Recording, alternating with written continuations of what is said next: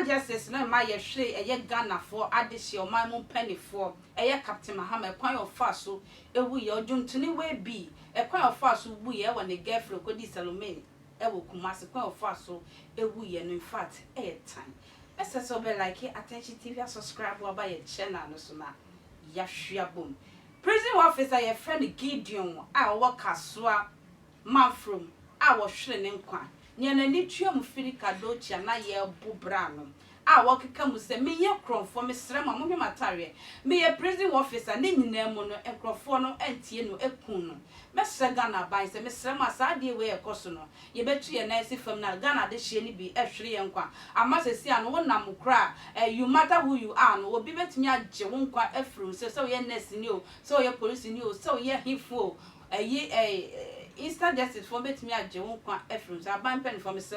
munye bibi emfa wo maami ana wo gina ho no kra ekopa achew se nipa ne so wonye kronfo na enti mwede na wawi a munja na life man na maami no omapam no se fi hoko sa na sofo bi o kan kwagye asem sa kira wadwen Yesu ba wono so kra so kotere ne nsa fa bia e de bo abranti timu ekun no to ano odin ma yentie eye dance ni no emra ya ena nanu ya jese na miensanie ena ensawan prison officer ani di ede Gideon edu buache nipa bonfo bi to hye ne so brante kama fe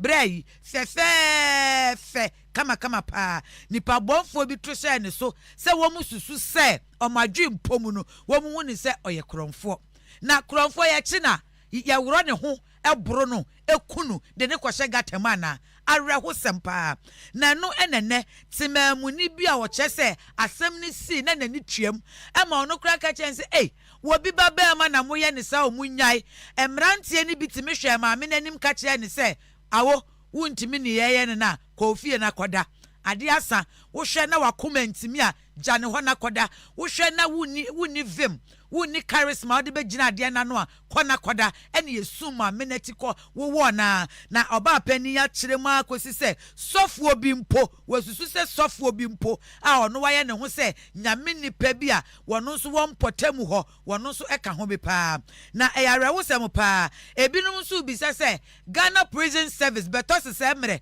monti se modehye ena yakuna na san secretary bia empo emfi mwakachi emai yenkwe na yenkotie dansini no ni ohu ye ene ni ote ya wachirem achim ade ama angel kase Francis no amu di aporo wa ne papa kese na we dan no kuta dadi no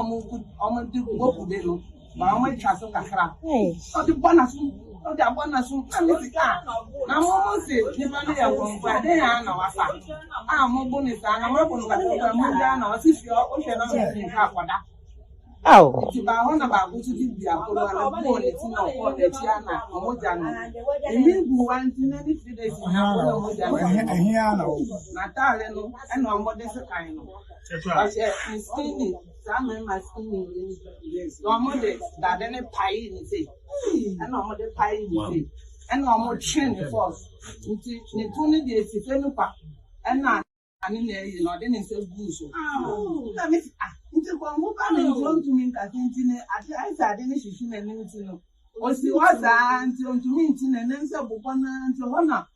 ba ka se ne se so ne ne o si so ne ne ana mo train ni fi dey sa do she no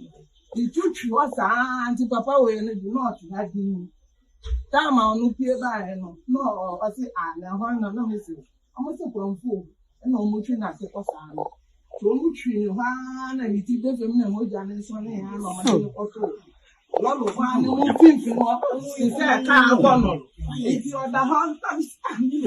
nti ba na de de chen dan ka mi mu ano ba mi so mi suro ya o ya ma de so mo de ne to na se ka no di trema na fa de so nti ka ba ko du wo no so e ho no se ka wa ne so aso e ho no nti e ho ya nso da ha na o peje mu se Oba nchen sakanga sa nti hono ana ba ko ka do aso lo no wi na senka onye obi na so no mpo de ne ko hospital ya anko de to ma subsidy nti hono na ofa afun no sita na ofa afun de man kese no o si ma fra patrol team sa asa o mo be fa mi se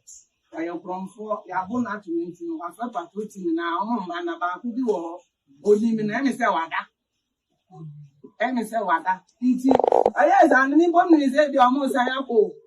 Omo say ye ko wie ne kura. Oh. Ko ja na kwan. Na ka sie na wo me no ti free. Iti man ba ko bi say ono dia iti say o ye pastor kakra bi wo nti no. Ono obo ne kakra ai say osuro. Na we jina ho ahwe mo. Inti du ni de omo de kwan no wa no mu wie no. Inti ade a ye mi ja wa bra ni kan say ayede mo sha mi. Oh. Ayede. Inti mi sha di ni and the ejina na ni so sa mi tu mi na. Mi tu mi do. Mi di ya biscuit ba ana marry. Ana mi tu mi be na ere no ha no mi ni mo omo papa mi ni no. Inti no na mo kwa mi ni no. Na mi nim ni fie so ko na metu me ka akofre ne maame police station na se no mo ye so ya from ni no madam for so me wi ana so ma se sa ne Ghana card na yi na akọ enti no mi hu sa ya mi so me de enti papa fo mi no papa no kuta ka ka sie bi wa white card odu wa na mo ye ne sa no no su jina ho hwe omo Rahusemo obi ba bema ene yedi ne mpabro aye ne yaya ya maame ne se na wonim se komu gya ne hompa akọ obi si ye kwa akọ finish no ene omo akọ finish obi ba bema fefefe na sebi ye chikronfo eboro no ero na taade na ya san pia ne kura akọto lorry kwa mu se ka emfa ne so na nkaka afa ne so ade chia na ya ka se ka ena abonum we ya rehosem na hwese de Facebook fo no esua enya sam keto akra na hema ewa ha osi enti Ghana yese ye Christopher man Ghana eya Christopher man ewa ha kwa me frempon ohun de oye ne ho ewa ha Samuel Wusu ene esu prison officer bi de ne diaba osi sankrofo we ye chuma ye mfa mu nkwa court o ne yakwa ye afi ne ye be ye committee ye de akwa kopie mu high court da bi we ye chioma ne ye do ya sound lie ne tuo team dimaya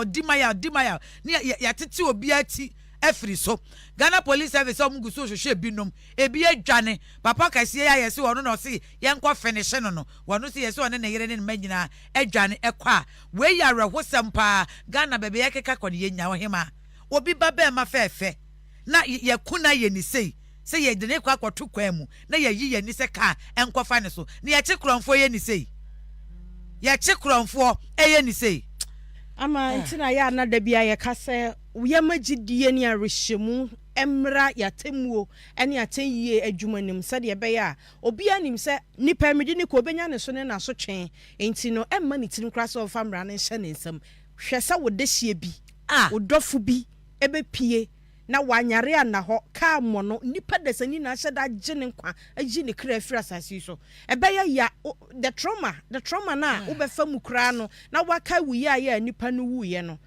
enti efiri baabi na bedu honom eno na wo say Ghana Prison Service munyina mo fa mo no ntomu bi ba mo kra mo ho ya me nwanwa beto semre krata bi enfi Ghana Prison Service mine ponka say ye hu video bi e circulate say ye de hye ye kunu ato en Major Mahama case menka busuafo yawo ase Ghana fo nsua hwe e wo mbeto semre enipa mako edu mienu ene ye sentence to life imprisonment and so still ye chikronfo a ye se yaboro no wo hwa brantie ye hunu den na mu hu se wo wia okofa aden den na hye ne nsem a chese wakowi obi ade na ya fa kwan wesu akunu ye nsua bibia mfi Major Mahama ediem a ene nipa dumienu ye convict wo mu nyina se wo nko stand trial life imprisonment a omo consignment enso ye chikronfo gusukunu ye chikronfo egusukunu na mukoto abrante den na wa esram a aya moma ye hwe ene be yie se ye saka kronfo a ye sram ye nja ne ma polisifo